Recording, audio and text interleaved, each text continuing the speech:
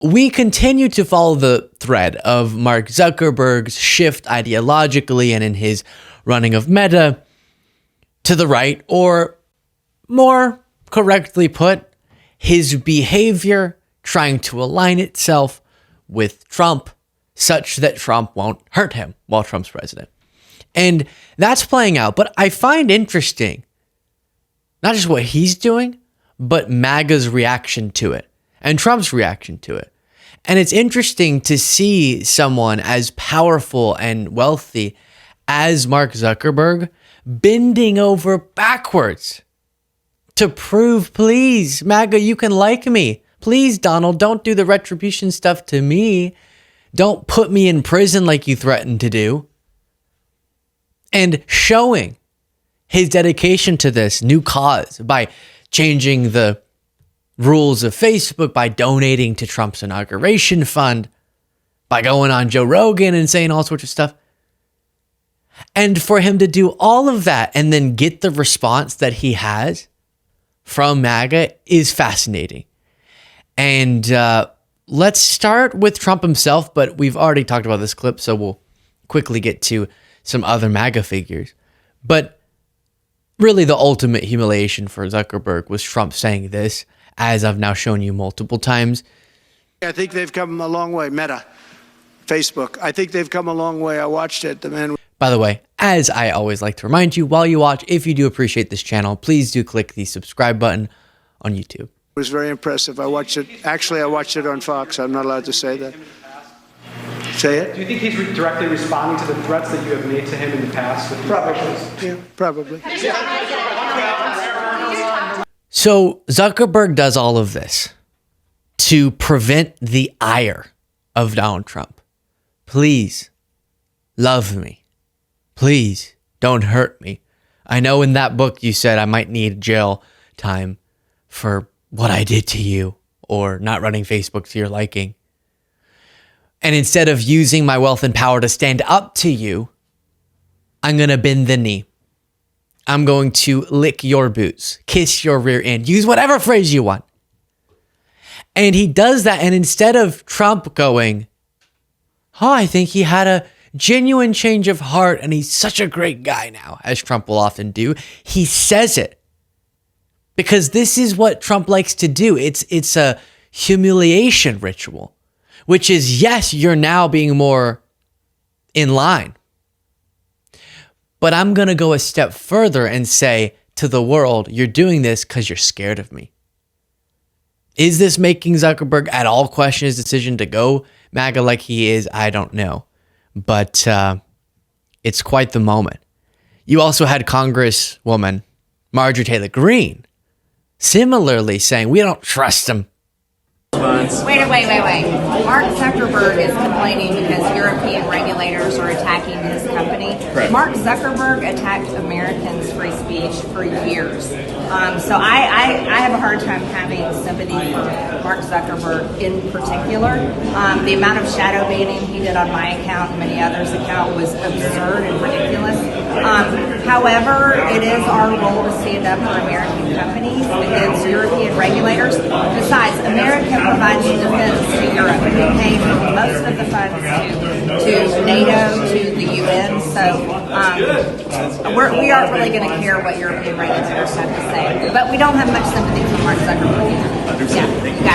So unlike some figures who were once more reasonable, but then ran to MAGA's corner and were the turmoil here, apologies, and were welcomed with open arms, they're not getting there that quickly with Zuckerberg, which I guess is good.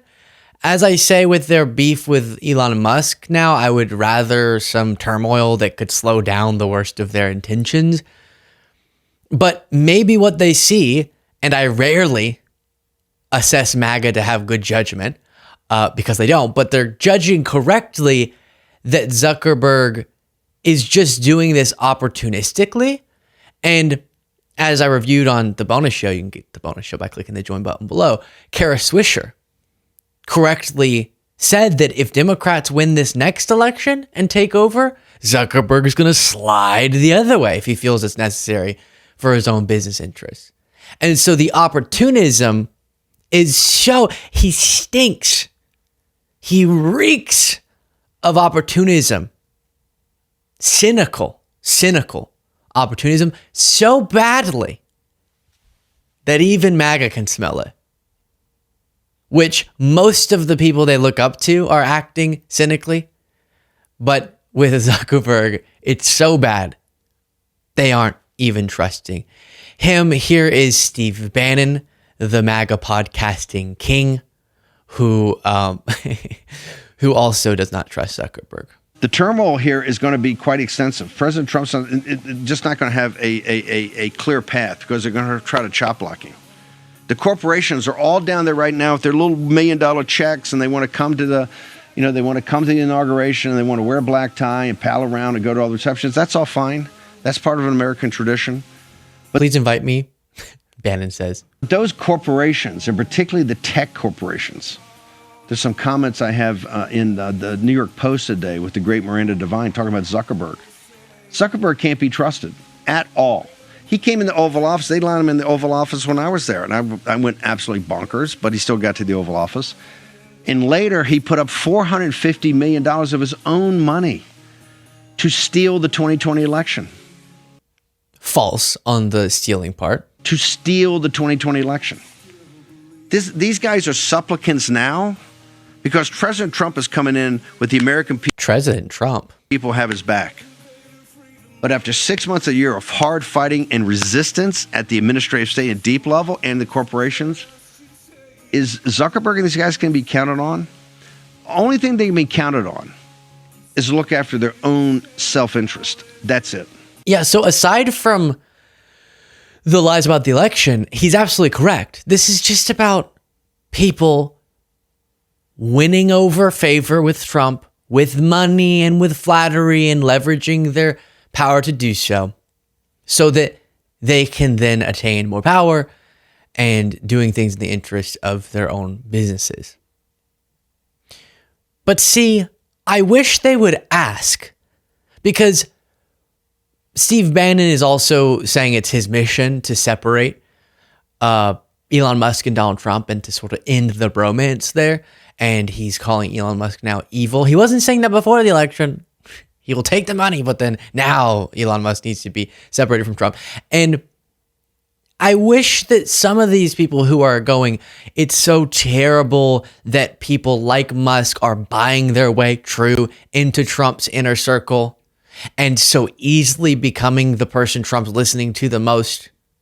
And who knows, he might be sharing a Diet Coke with Zuckerberg on the Oval Office couch pretty soon because of the stuff Zuckerberg's doing. I wish the supporters of Trump would ask, why is it so easy? Because we warned you about this. You remember in the debate, Kamala Harris made a point to manipulate Trump and to trigger him and to get him off of his sort of, to throw him off, I should say, to demonstrate how easy it is. And she even specifically mentioned how through flattery and praise, authoritarians abroad can flatter Trump into acting advantageously in their interests. If you have some big military parade, Trump goes, wow, you're governing with an iron fist, you're so strong.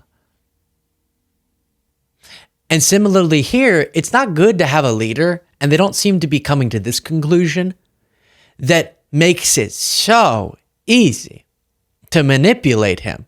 All you have to do is, regardless of what you said and done in the past, give him money and say nice things about him, and all of a sudden you're in his inner circle.